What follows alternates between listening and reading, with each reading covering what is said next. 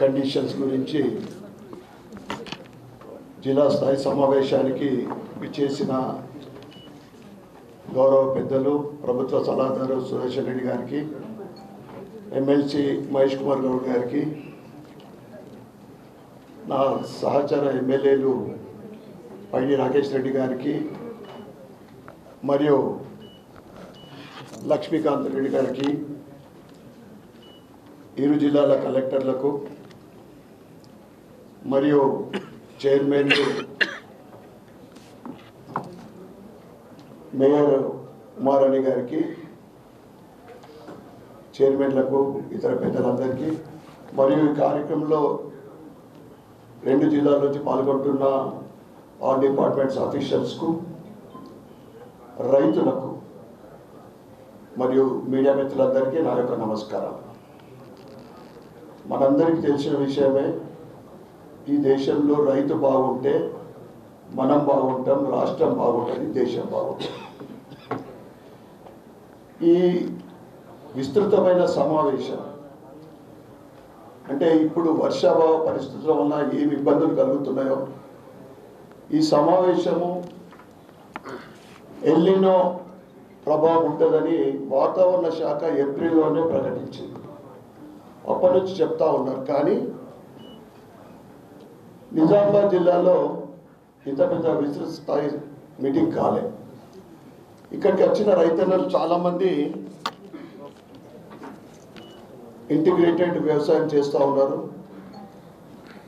Natural farming ఉంది, కూరగాయలు పండిస్తూ ఉన్నారు. చాలామంది వరి కూడా పండిస్తున్నారు. కానీ సురేష్ రెడ్డి గారికి చెప్పేది ఏంటంటే, అన్న వరి వేసిన రైతులు మాత్రం చాలా బాధలో ఉన్నారు. వరి ఎందుకంటే ఇంతకుముందు ఎమ్మెల్సీ గారు చెప్పినట్లు దేశంలోనే అత్యధిక వరి పండిస్తున్న రాష్ట్రం. దానికి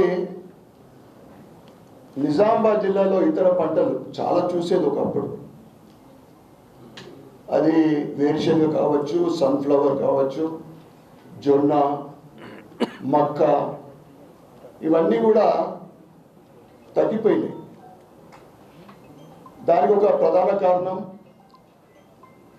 వరి మీద బోనస్ అని. ముఖ్యంగా అన్ని రకాల వడ్లని చెప్పి సన్న వడ్లకు బోనస్ ప్రకటించిన తర్వాత సన్న వడ్లు, సన్న బియ్యం మనము పేదలకు ఇస్తూ ఉన్నాం.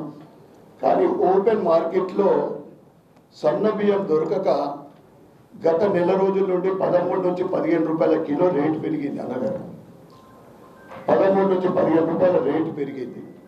అది కూడా ఒక ఇబ్బందికరమైన విషయం. అదేవిధంగా ఏదైతే వరికి బోనస్ మనం ఇస్తూ ఉన్నామో, ఇప్పుడు ఎమ్మెల్సీ గారు చెప్పారు, మనము ఇతర పంటలకు కూడా బోనస్ ప్రకటిస్తే, అంటే క్వింటాల్కి ఇంత కాకుండా ఎకరానికి ఇంత అని కూడా ప్రకటిస్తే రైతులకు కొద్ది సపోర్టివ్గా ఉంటుంది. ముఖ్యంగా అన్ని ప్రభుత్వాలు ఈరోజు ఆయిల్ ఫామ్ విషయం మనం మాట్లాడుతూ ఉన్నాం. ఎందుకంటే మన ఫారెన్ కరెన్సీ మ్యాక్సిమంగా ఇంపోర్ట్ చేసే దాంట్లో ఆయిల్, అందరికీ నిత్యావసరంలో ముఖ్యమైనది ఆయిల్. కనుక ఆయిల్ ఫామ్ పంటకు కానీ ఇతర పంటలకు మనం బోనస్ ప్రకటిస్తే తప్పకుండా, ఎందుకంటే సలహాదారులు ఇక్కడే ఉన్నారు కనుక ప్రభుత్వానికి మీరు ఈ సమావేశం తర్వాత సలహా ఇవ్వాల్సిందిగా నేను కోరుతా ఉన్నాను. అదేవిధంగా తెలంగాణలో ప్రధానమంత్రి ఫసల్ బీమా యోజన ఇది ఇంప్లిమెంట్ అవుతలేదు. ఈ ఫసల్ బీమా యోజన ఉంటే రైతులు పెట్టిన పెట్టుబడి అతివృష్టి కానీ అనావృష్టితో కానీ నష్టపోతే రైతు పెట్టిన పెట్టుబడి అన్న వారికి తిరిగి వస్తుంది. ఈ ఫసల్ బీమా యోజన కూడా ఇంప్లిమెంట్ చేయాలని మీ ద్వారా నేను ప్రభుత్వాన్ని కోరుతా ఉన్నా. అదేవిధంగా ఈ వర్షాభావ పరిస్థితుల వల్ల నిజాం సాగర్లో నీళ్లు లేవు. ఈ కాంగ్రెస్ ప్రభుత్వము 900 కోట్లతో బినోలా నుంచి అల్లిసాగర్ వరకు 21 కిలోమీటర్లు లిఫ్ట్ చేసిన పంపులను ప్రారంభించి రైతులకు సాగుకు నీరిచ్చి రైతులను ఆదుకోవాలని నేను ప్రభుత్వానికి డిమాండ్ చేస్తూ ఉన్నా. 900 కోట్ల ప్రాజెక్టు పంపులు స్టార్ట్ చేస్తే లిఫ్ట్ ఇరిగేషన్లో వాటర్ అయ్యి రైతులకు ఉపయోగపడుతుంది. అదేవిధంగా మా సోదరుడు చెప్పినట్లు కాళేశ్వరం ప్రాజెక్టులో పంపింగ్ చేసి అటు శ్రీరామ్ సాగర్ కానీ ఇటు హల్దీ ప్రాజెక్టుకు వాటర్ వచ్చి నిజాం సాగర్ కూడా వాటర్ వచ్చే అవకాశం ఉంది కనుక Kaleshwaram project lift irrigation start చేయాలని నేను కోరుతా ఉన్నా. అదేవిధంగా నిజామాబాద్ జిల్లాలో సుమారు 4 లక్షల పంపు సెట్లు ఉన్నాయి. వాటికి నాణ్యమైన కరెంటు అందడం లేదు. చాలా డిస్టర్బ్ అవుతూ ఉంది కరెంటు రైతులకు జిల్లాలో. ఎందుకంటే ఇన్ని పంప్ సెట్లుండి కూడా క్వాలిటీ ఎలక్ట్రిక్ మనం కరెంట్ ఇవ్వకుంటే రైతులు ఇబ్బందులు పడతారు కనుక దాని మీద కూడా దృష్టి పెట్టవలసిందిగా నేను కోరుతా ఉన్నాను. మరి ఒకసారి